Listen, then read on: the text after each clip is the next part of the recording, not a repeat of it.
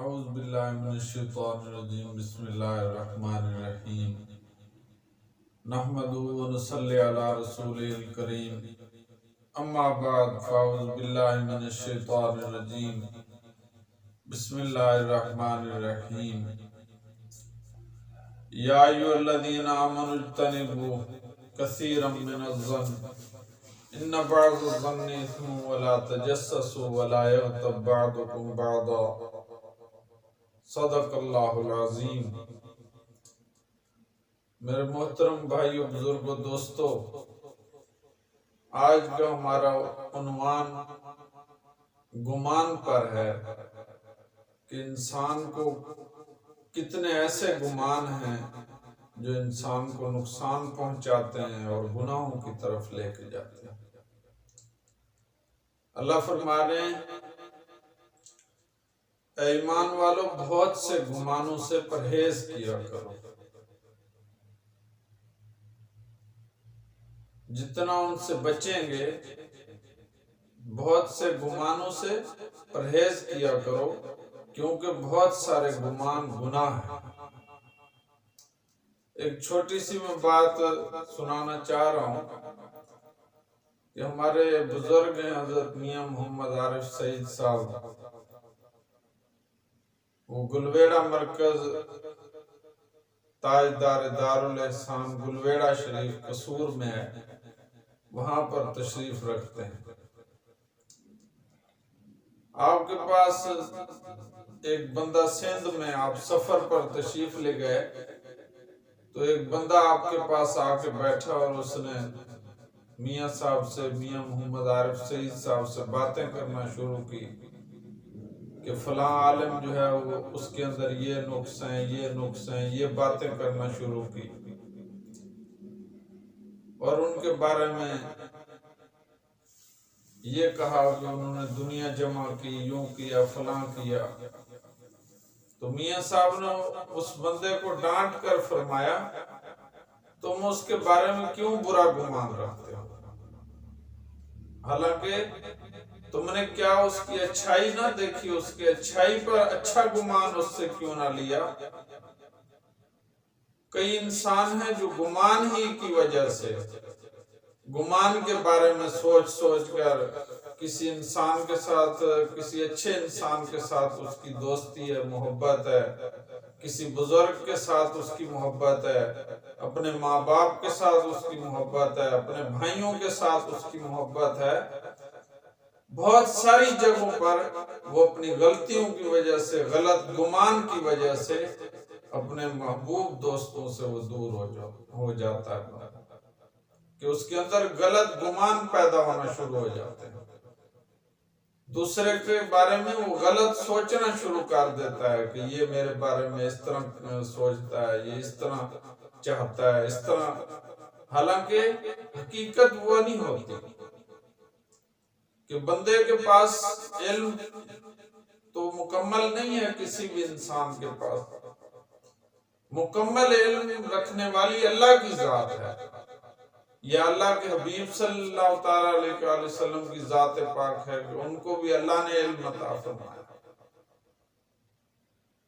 تو اس لیے فرمایا کہ بہت سارے گمانوں سے بچا کرو، کہ گمان، حضرت امام جعفر صادق رضی اللہ تعالیٰ عنہ، ایک مرتبہ آپ سفر میں ہیں تو کسی آپ نے چوگا، جو فقیرانہ لباس ہوتا ہے، وہ پہن رکھا تھا، جس طرح کہتے ہیں بھی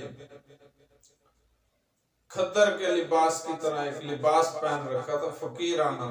تو ایک بزرگوں نے دل ہی دل میں کہا کہ حضرت امام جعفر صادق کے بارے میں سوچا کہ یہ دیکھو لوگوں کو ورگلائے پھیر رہے ہیں۔ تو آپ نے یہ بات آپ کے سامنے تو نہیں کی تھی، جیسے ہی آپ کے قریب آئے تو آپ نے ان کا نام لے کر فرمایا کہ اس طرح گمان نہیں کیا کرتے، بلکہ بہت سارے گمان جو ہے وہ گناہوں کی طرف بندے کو لے جاتے ہیں، گناہ ہیں۔ تو اس لیے جتنا ہم گناہوں سے بچیں گے، جتنا بدگمانی سے بچیں گے، اس بات سے بچیں گے، اتنا ہی ہم سکون میں رہ سکتے ہیں، بلکہ بدگمانی کرنے والا اکثر سکون میں نہیں رہتا، پریشان رہتا ہے کہ فلاں آدمی میرے بارے میں یہ کہہ رہا ہے، یوں سوچ رہا ہے، یہ ہے فلاں ہے۔ اس طرح کی باتیں بندے کے اندر وسوسہ شیطان بندے کے اندر ڈالتا ہے، تو اس سے جتنا ہم بچیں گے ہمارے لیے سکون کا باعث ہے۔ حضرت ابو ہریرہ رضی اللہ تعالیٰ عنہ روایت کرتے ہیں کہ جناب رسول اللہ صلی اللہ علیہ وآلہ وسلم نے فرمایا کہ بدگمانی سے اپنے آپ کو بچاؤ، اس لیے کہ بدگمانی بدترین جھوٹی بات ہے۔ بدگمانی کو کیا فرمایا کہ یہ بدترین جھوٹی بات ہے، اس سے اپنے آپ کو جتنا بچاؤ گے اتنا تمہارے لیے بہتر ہے۔ اور کسی کا حال یا کوئی خبر معلوم کرنے کی کوشش مت کرو، اور کسی کے سودے کو مت بگاڑو۔ فرمایا کہ بدگمانی اس حال تک تمہیں لے جاتی ہے کہ تم دوسرے کی تکلیف کا باعث، اپنے دل کی تکلیف کا باعث بنو گے، اپنی پریشانی بنو گے، دوسرے کی پریشانی بنو گے۔ تو اس چیز سے ہم بچیں گے تو یہ ہمارے لیے سکون کا باعث بنے گا۔ اب ہم جتنا اس کے گہرائی میں جائیں گے نا کہ ہم کسی کے بارے میں بدگمانی کرتے ہیں، کسی انسان کے بارے میں، کوئی انسان ہمیں اچھا لگا، ہمیں اس سے محبت ہو گئی، ہم اس کے پاس بیٹھنا شروع ہوئے اور ہمیں یہ محسوس ہوا کہ یہ اچھا آدمی ہے، لیکن اندر ہی اندر ہمارے اندر خیالات چلنا شروع ہو گئے، یہ یوں کرتا ہے، یہ یوں کرتا ہے، یہ ہمارے بارے میں یہ ارادہ رکھتا ہے، یہ ہمیں لوٹنا چاہتا ہے، یہ فلاں کرنا چاہتا ہے۔ اگر جب تک ہم کسی انسان کو ظاہری طور پر اپنے بارے میں برا نہ دیکھ لیں تو کوشش کریں کہ اس کے بارے میں بدگمانی نہ کریں، بدگمانی کے طور پر اس سے دشمنی نہ کریں،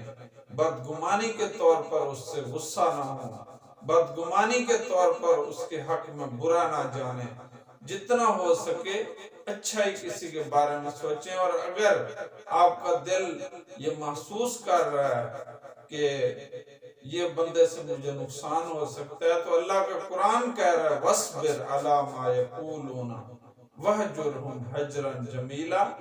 بھی صبر کے ساتھ ان سے الگ ہو۔ بلکہ بدگمانی اور ایسی جو حرکات ہیں یہ انسان کی پریشانی کا باعث ہے۔ یہ ابھی میں نے آپ کو بخاری شریف کی حدیث پاک سنائی ہے، بدگمانی سے اپنے آپ کو بچاؤ، اس لیے کہ بدگمانی بدترین جھوٹی بات ہے، اور کسی کا حال یا کوئی خبر معلوم کرنے کی کوشش مت کرو، اور کسی کے سودے کو مت بگاڑو، آپس میں حسد نہ کرو، آپس میں بغض نہ رکھو، آپس میں غیبت نہ کرو، اور اللہ کے سارے مسلمان بندے بھائی بن کر رہو۔ اور ایک روایت میں یہ الفاظ بھی ہیں کہ آپس میں حرص نہ کرو۔ تو اس لیے یہ جو قرآن کریم نے باتیں بیان فرمائی ہیں وہ ہماری زندگی کی فطرتی چیز ہے، وہ ہماری زندگی کے لیے سکون کا باعث ہے۔ جب ہم اپنی زندگی کے اندر یہ باتیں لاگو کریں گے نا، بڑے بڑے جو عمل ہیں، نماز ہے، روزہ ہے، زکوٰۃ ہے، حج ہے، توحید ہے، کلمہ شریف، سرکار پاک صلی اللہ تعالیٰ علیہ وآلہ وسلم کا عشق، آپ کی بارگاہ میں درود و سلام، اور راتوں کو ساری رات نوافل پڑھنا، قرآن کریم پڑھنا، یہ تو بہت بڑے بڑے عمل ہیں۔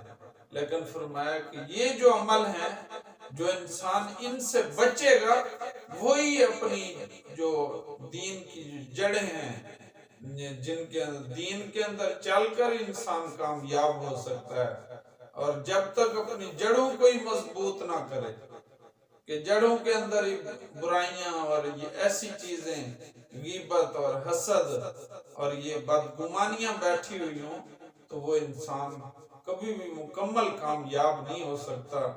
کیونکہ اللہ نے قرآن کریم میں اسے فرما دیا کہ ایسے گمان گناہوں کی طرف لے جاتے ہیں،